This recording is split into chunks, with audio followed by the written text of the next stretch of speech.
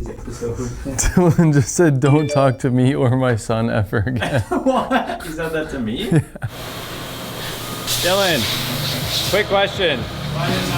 What's up with you saying, "Don't talk to me or my son ever again"? What do you mean? So we were just about to start our Q&A, and Josiah goes, "You just got a text from Dylan saying, 'Don't talk to me or my son ever again.'" So what was it about? These guys right here. Look at. Wait, so that's your son? That's his son, man. Oh. Wait, so I was talking to this guy messaged Yeah, you me? were saying something to him. Oh. I'm glad we cleared this up. Yeah, me too. Okay, thanks. Okay. Cheers, man. Cheers. We are here to casually go over some questions that we had on Instagram. We just did one of those stories where we ask a question. So the first question is, how do I get more grip out of my drift car? It's a good question because this is a very commonly misconstrued answer that people are giving. The best way to get grip out of your chassis in a very condensed version is 80% of the grip in your car is going to come from the tire, size, compound, pressure, and the other 20% is going to come from the chassis setup. So this would be suspension, alignment, etc. The next question is CTS V1 and V2, are they compatible?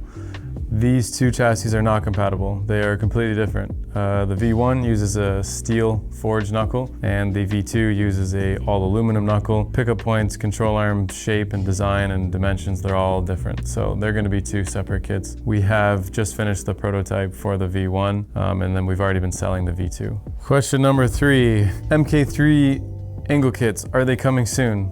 Probably not.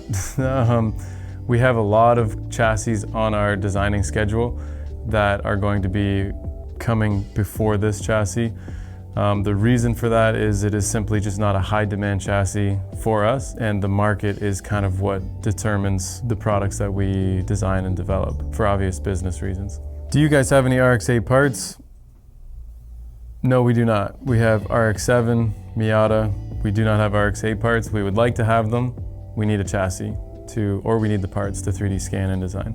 Next question, what's the Ackerman setup to look for if you are a driver that relies a lot on having good feedback? I drive a BMW E36. So a good answer for you specifically is that a BMW E36 has extremely good feedback regardless of your Ackerman setup. So you can run negative, 0, or positive Ackerman and you're going to have really good steering, self-alignment torque. This is because BMWs have high caster, high kingpin inclination. So for the BMW chassis, you're not going to have any issues with self-steer. But specifically referring to Ackerman, you are going to want to run a positive Ackerman setup to have more steering feel to the driver.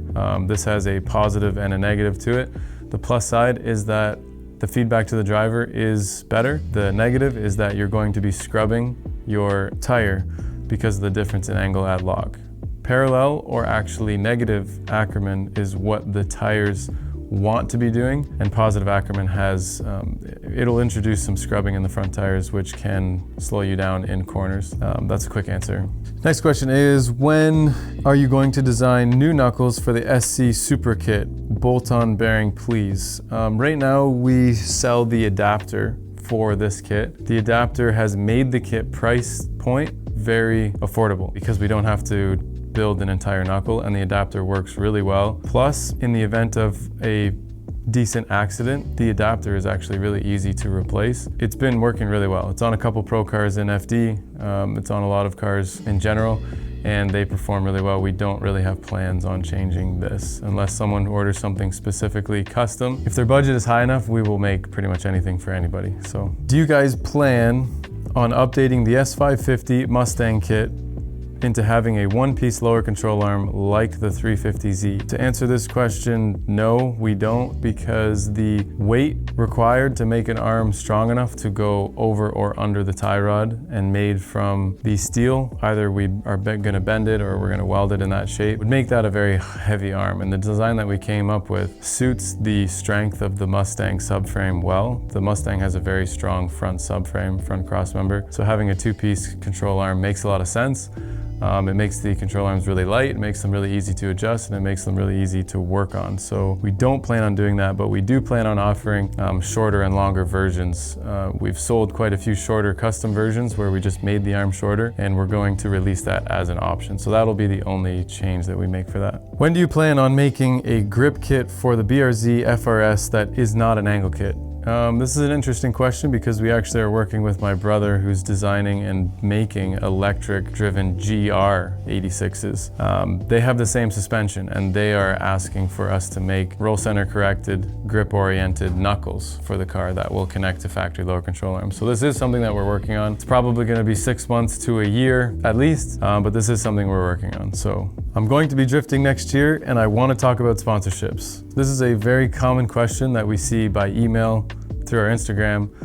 Sometimes people even call and ask for discounts, really for no reason at all. We don't sponsor people unless we see the effort put into them presenting us with a proposal, outlining the events, outlining what the ROI is going to be for us to give you products or to give you discounts on products. So to answer this question, we do not do sponsorships for simple requests like this. You would need to formally send an email, follow up with a phone call, and have a conversation on why we should be giving you anything. So that's really important. I would take that advice and apply it to every company that you want to get a sponsorship from or work with. That was all the questions we got from the story that we posted on Instagram. I think if we asked a specific question or we wanted people to talk about specific things, we would probably get more feedback, but this is just like a very generalized, these questions were kind of all over the map. Some of them were specific, some of them were generic. So if you guys have any other questions, add them in the comments or ask us in posts, send us emails. We're always willing to answer. Thanks for watching. We'll see you guys on the next video.